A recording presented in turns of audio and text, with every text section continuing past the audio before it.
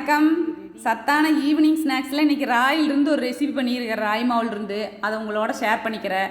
நம்ம தோட்டத்தில் 5 பாத்தி இந்த வருஷம் ராய் நட்டுருந்தேங்க. அதில் 2 மூட்டை ராய் ஆச்சுங்க. அதை 2 புடி எடுத்து கடையில் கொடுத்து அரைச்சிட்டு வந்துட்டேன். அது என்ன பண்ணுன்னா 2 புடி எடுத்து பெரிய குண்டாவில் தண்ணி ஊற்றி அலாசி கட்டலில் ஒரு துணி போட்டு வெயிலில் 2 நாளைக்கு காய வச்சு அதை மாவை அரைச்சி வச்சுட்டுங்க. அப்படித்தான் ராய் மாவு யூஸ் பண்ணுவேன் நான். ராய் வடைக்கு இன்றைக்கி என்ன பண்ணேன் அப்படின்னா, பெரிய வெங்காயம் அரிஞ்சிக்கிட்டேன், நீளமாக அரிஞ்சிக்கிட்டேன். அப்புறம் கோட்ரஸில் முருங்கை மரம் இருக்குதுங்க, அதில் 2 ஒத்து ஒடிச்சிட்டு வந்து முருங்கை தலையை அதையும் பொடி பொடியாக அரிஞ்சிக்கிட்டேன். அப்புறம் கருவேப்பிலை அரிஞ்சிக்கிட்டேன் பொடி பொடியாக. எல்லாம் ஒன்றா போட்டு கொஞ்சம் ஜீரகம் தேய்ச்சி போட்டு உப்பு போட்டு அப்படியே எண்ணெய்க்குள் போட்டு எடுத்துட்டுனுங்க. இதுக்கு பச்சை மிளகா சேர்த்தாதிகளுக்கு வரமிளகா போட்டுக்கலாம். அல்சர் இருக்கிற பச்சை மிளகா சேர்த்த மாட்டாங்க இல்லைங்க, வரமிளகா போடலாம். அப்படின்னா வரமிளகாய்க்குள்ளே கொஞ்சம் பொட்டுக்கல்லை போட்டு அரைச்சி இது கூட மிக்ஸ் பண்ணிக்கலான்னு வைங்களேன். பச்சை மிளகாய்க்கு பதிலாக வரமிளகா போடுற மாதிரி இருந்ததுன்னா.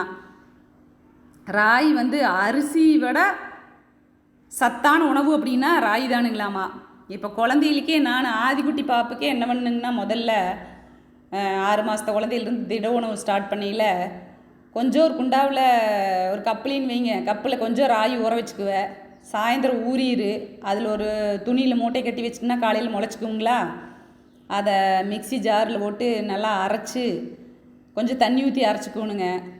அதை சலடையில் வடிச்சுக்கிட்டு அப்புறம் பால் கூட இந்த வடித்ததை உள்ளே ஊற்றி நல்லா காய்ச்சினோம்னா கட்டி விழுவாமல் அப்படியே நொங்கு பத்துக்கு வந்துடும்.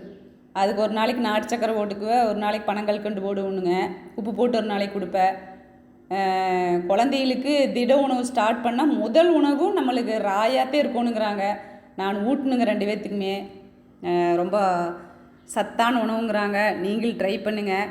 இது வந்து என்ன ராய், லேடிஸ்க்கு வந்து ரொம்ப ராய் அதிகமாக சேர்த்திக்கணும் அப்படிங்கிறாங்க. 2 நாளைக்கு ஒரு கவாவது நம்ம ராய் நம்ம உணவில் இருக்கணுங்கிறாங்க.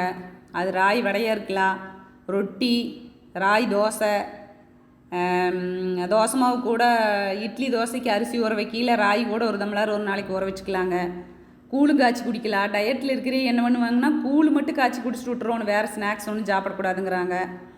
அப்புறம் நைட்டு சாப்பிடாமல் நான் டயட்டில் இருக்கிறேன் அப்படின்னா சாயந்தரம் 6 மணிக்கே ராய் ரொட்டி சாப்பிட்டு கூட இருக்கிறாங்கன்னு வைங்களேன்.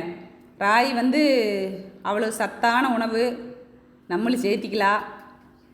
நீங்கள் ராய் வடை ட்ரை பண்ணி பாருங்கள். ராய் வடை வந்து எண்ணெய் அதிகமாக இருக்கிறனால 5 நாளைக்கு ஒருக்காத்தேன் சேர்த்தோன்னு வைங்களேன். ராய் ரொட்டியாக இருந்துன்னா எண்ணெய் அதிகமாக ஊற்றிக்க வேண்டியதில்லை. இது கொஞ்சம் எண்ணெய் ஊற்றான ஆகணும். இது தேங்காய் எண்ணெயில் சுட்டிங்கனாலும் சூப்பராக இருக்குது. நான் அதையும் ட்ரை பண்ணி பார்த்துருக்கேன். நல்லா வாசமாகவும் இருக்குங்க. முருங்கை தலைக்கு பதிலாக கொத்தமல்லி தலையுமே அரிஞ்சு போட்டுக்கலாங்க. இன்றைக்கி நான் முருங்கை தலை தான் போட்டேன். டேஸ்ட்டு சூப்பராக இருந்தது. டீ வந்து பால் ஊற்றி டீ போடுறது இல்லைங்க, ஆவரம்பூ டீ போடுறதுனால பனங்கல்கண்டு, கருப்பு டீ, வெல்லம் அந்த மாதிரி போட்டுக்குவேன். ஈவினிங் ஸ்நாக்ஸுக்கு சூப்பராக இருந்தது. நீங்கள் ட்ரை பண்ணி பாருங்கள். ஓகே, அடுத்த வீடியோவில் பார்க்கலாம். தேங்க்யூ.